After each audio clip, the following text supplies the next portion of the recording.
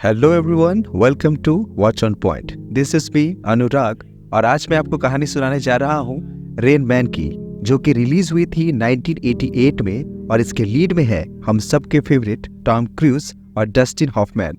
इस मूवी ने 1989 ऑस्कर्स में 4 एकेडमी अवार्ड्स अपने नाम किए थे। तो देर नहीं करते हैं और कहानी की शुरुआत करते हैं। ये कहानी है चार्ली पेपेट की, जो कि एक कार डीलर है। उसे 4 लैम्बोर्गिनीज डिलीवर करनी है, पर पोल्यूशन डिपार्टमेंट की वजह से वो अपने कस्टमर्स तक कार्स को डिलीवर नहीं कर पाता है।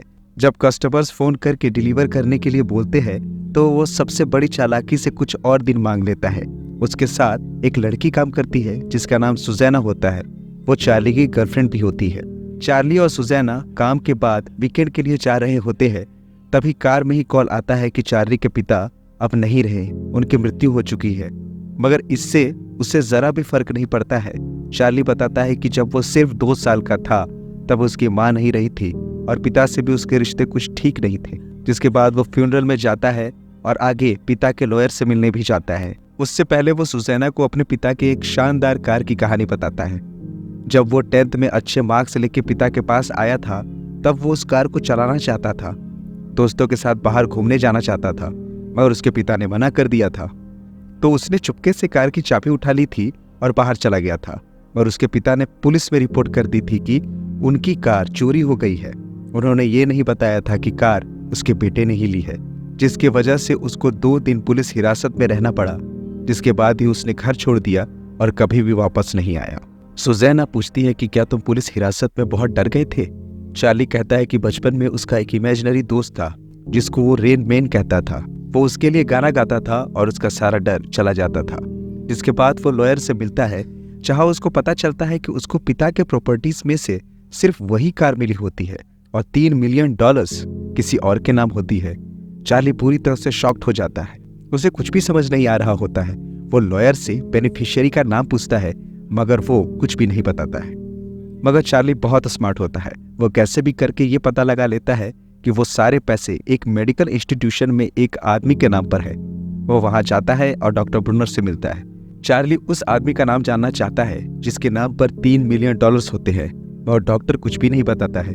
जिसके बाद चार्ली गुस्सा होकर वहां से बाहर जाने लगता है तो देखता है कि कोई आदमी उसकी कार में, जो कि उसके पिता ने उसके नाम की थी, उसमें बैठा हुआ है और कह रहा है वो उस कार को जानता है। वो सैटरडे को उस कार को चलाता है। उसके पिता उस कार को उसको सैटरडे को चलाने देते हैं। चार्ली पूछता है कि तुम्हारे पिता का क्या नाम है? वो चार्ली के ही पिता का नाम बताता है। चार्ली पूछता है कि तुम्हारी माँ का नाम क्या है? तो वो चार्ली के ही माँ का नाम बताता है और वो उसके बाद अंदर चला जाता है। चार्ली डॉक्टर ब्रूनर से पूछता है कि ये कौन है? तो डॉक्टर ब्रूनर ये बताता है कि ये तुम्हारे बड़े भाई है, रेमंड बेबिट। चार्ली पूरी तरह से शॉक्ड हो जाता है क्योंकि उसे आज तक अपने एक भाई होने के बारे में पता ही नहीं था।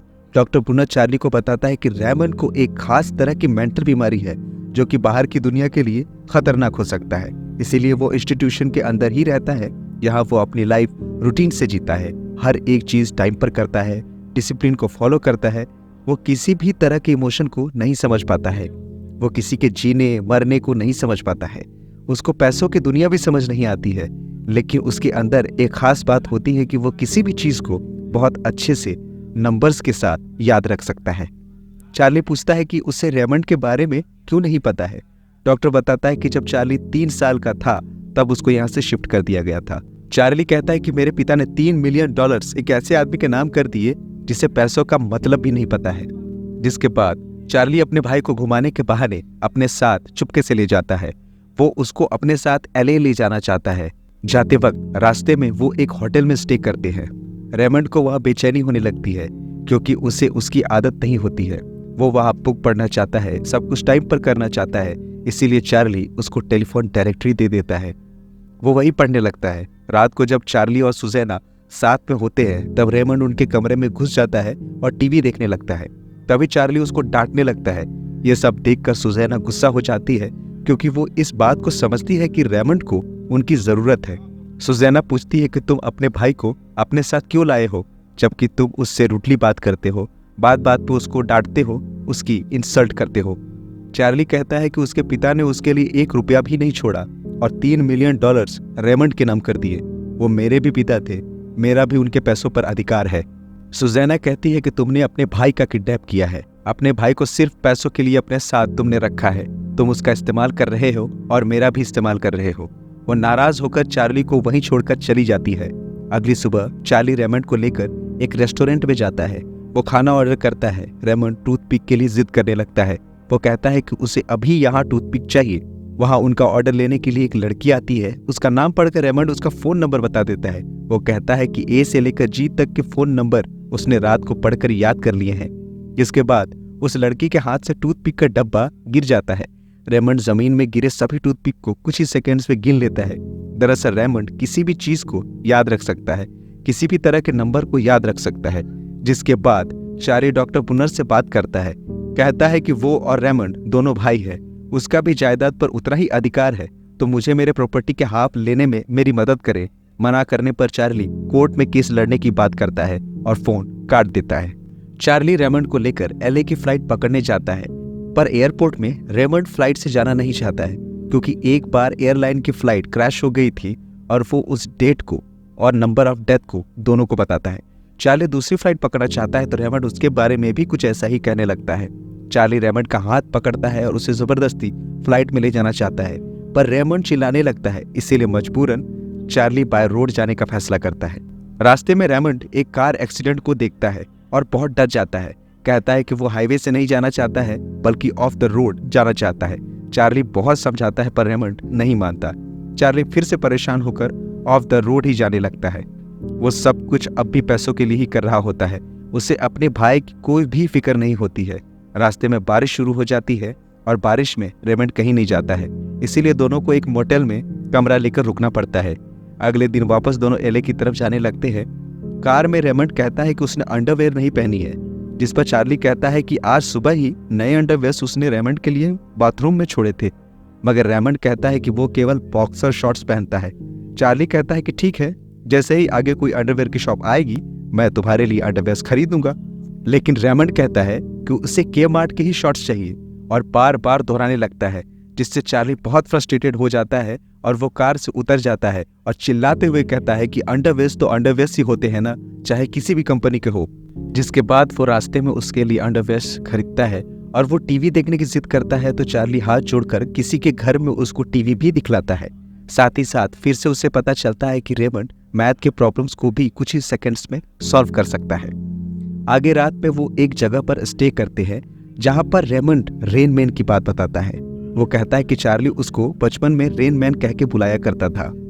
चार्ली थोड़ा कंफ्यूज्ड हो जाता है और सोचता है कि ये रेन मैन के बारे में कैसे जानता है, वो तो मेरे बचपन का इमेजिनरी फ्रेंड था। तभी चार्ली कहता है कि क्या तुम बचपन में मेरे लिए गाना गाते थे? तो तभी रेमंड वही गाना गाता है। तब चार्ली समझ जाता है कि बचपन का रेन मैन कोई और नहीं बल्कि मेरा भाई रेमंड ही है। तभी वो नल खोलता है और गर्म पानी आने लगता है, जिसको देखकर रेमंड बहुत जोर से चिल्लाने लगता है और कहने लगता है कि गर्म पानी से बेबी जल जाएगा। दरअसल वो चार्ली को ही बेबी समझता है। तब चार्ली ये समझ जाता है कि बचपन में रेमंड उसे प्रोटेक्ट करना चाहता होगा, पर सबको लगा कि वो उसको हर्ट कर देगा, इसीलिए उसको मेडिकल इंस्टीट्यूशन भेज दिया गया। उसके बाद चार्ली रेमंड के शूज उतारता है और उसे सो जाने को कहता है। अब उसके दिल में भी अपने भाई के लिए प्यार आने लगता है। वो बचपन से ही अकेला रहा था, इसीलिए वो ऐसा बन गया था। मगर अब चार्ली को उसके बचपन का दोस्त रेन मैन मिल चुका होता है, इसीलिए अब वो अपने आप को अकेला नहीं समझता। वो सुजैना को भी कॉल करता है और उससे बात करता है। अगले दिन दोनों वापस निकल पड़ते हैं। रास्ते में चार्ली को पता चलता है कि जो 4 लैम्बोर्गिनीज उनको डिलीवर करनी थी वो सब वापस कर दिए गए हैं और कस्टमर्स को अब उनको $80,000 देने होंगे। चार्ली कहता है कि उसके पास पैसे नहीं है, लेकिन वो ये भी नहीं जानता कि इतने सारे पैसे वो कैसे चुकाएगा। पर अब वो अपने भाई के साथ खुश होता है, लेकिन पैसे भी तो जरूरी होते हैं। तभी चार्ली को आइडिया आता है रेमंड नंबर्स को याद रख सकता है, इसीलिए वो ताश की गड्डी रेमंड के सामने रखता है और अपने पास कुछ पत्तों को रखता है। रेमंड सही सही चार्ली के हाथ में रखे पत्तों को बता देता है, जिसके बाद चार्ली रास्ते में उसको कसीनो के रूल्स समझाता है और फिर कसीनो में जाकर दोनों 86,000 जीत जाते हैं। ये सब रेमंड की वजह से हुआ होता है। चार्ली भी बहुत खुश होता है। तभी वहां पर सुजैना आती है और दोनों भाइयों को साथ देखकर बहुत खुश होती है। उसके बाद तीनों घूमने जाते हैं। चार्ली रेमंड को डांस सिखाता है, उसको कार चलाने के लिए देता है और वो अपने भाई को पाकर बहुत खुश होता है। वो लोग एलए पहुंच जाते हैं। जहां पर डॉक्टर ब्रूनर का कॉल आता है। वो चार्ली से मिलना चाहता है। ब्रूनर चार्ली से कहता है कि ये $2.5 लाख का चेक रखो और रेमंड को मुझको मेडिकल इंस्टीट्यूशन ले जाने दो, क्योंकि इतने साल उन्होंने ही रेमंड को अपनी कस्टडी में रखा था। वो जानता था कि बाहर की दुनिया उसके लिए खतरनाक हो सकती है, पर अब चार्ली रेमंड के साथ ही रहना चाहता है। वो कहता है कि वो कभी जानता ही नहीं था कि उसका कोई भाई भी है। पापा ने कभी बताया ही नहीं, मगर अब वो समझ जाता है कि उसके पिता ने उसको उसके विल में से कुछ क्यों नहीं दिया। जब चार्ली घर छोड़कर आया था तब चार्ली के पिता ने उससे कई बार कांटेक्ट करने की कोशिश की थी, मगर चार्ली ने जवाब नहीं दिया था। वो कहता है कि अगर उसका भी कोई बेटा होता और उसके जैसी हरकत करता तो वो भी वही करता जो उसके बाप ने किया था, एक फूटी कौड़ी भी नहीं देता।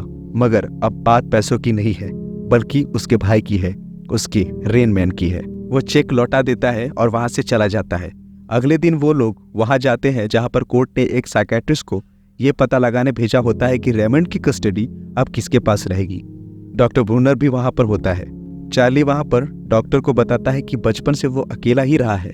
उसकी माँ बचपन में नहीं रही, पिता से भी वो लड़ता ही रहा, कभी रिश्तों की अहमियत को समझ ही नहीं पाया। मैं अपने भाई को सिर्फ पैसों के लिए अपने साथ ले जा रहा था, मगर इन 6 दिनों में मुझे मेरा भाई मिल गया है, मेरा रेन मैन मुझे मिल गया है, इसीलिए मैं रेमंड को अपने साथ रखना चाहता हूँ। साइकियाट्रिस्ट रेमंड से पूछता है कि क्या तुम चार्ली के साथ रहना चाहते हो। रेमंड हाँ में जवाब देता है। फिर साइकियाट्रिस्ट पूछता है कि क्या तुम इंस्टीट्यूट में रहना चाहते हो, तो रेमंड फिर से हाँ में जवाब देता है। दरअसल रेमंड सवालों को समझ नहीं पा रहा होता है। वो समझ नहीं पाता है कि दोनों सवाल अलग अलग है। जब बार बार उसे यही सवाल पूछा जाता है तो रेमंड परेशान होना शुरू हो जाता है। चार्ली ये सब देख लेता है और कहता है कि बस अब और नहीं, जिसके बाद डॉक्टर ब्रूनर और साइकियाट्रिस्ट दोनों बाहर चले जाते हैं। चार्ली रेमंड के पास आता है। रेमंड चार्ली से कहता है कि तुम मेरे मेन मैन हो, जिसके बाद चार्ली डिसाइड करता है कि वो रेमंड को इंस्टीट्यूट जाने देगा और हर 2 हफ्तों में उससे मिलने जाएगा। मेन मैन अपने रेन मैन को ट्रेन तक छोड़ने आता है और कहता है कि बहुत जल्द मैं तुमसे मिलने आऊँगा। और इसी के साथ आज की ये कहानी खत्म हो जाती है। दोस्तों, जहाँ पर सच्चा प्यार होता है वहाँ पैसों का लालच हो या फिर कोई बड़ी बीमारी कुछ भी मायने नहीं रखती। 2 भाइयों की ये कहानी हमको बहुत कुछ सिखा के जाती है। कमेंट्स में जरूर बताइए कि आपको ये कहानी कैसे लगी, और ऐसे ही बेहतरीन मूवीज के एक्सप्लेनेशंस को देखने के लिए वॉच ऑन पॉइंट को जरूर सब्सक्राइब करें। Thank you very much for watching. Keep watching watch On point.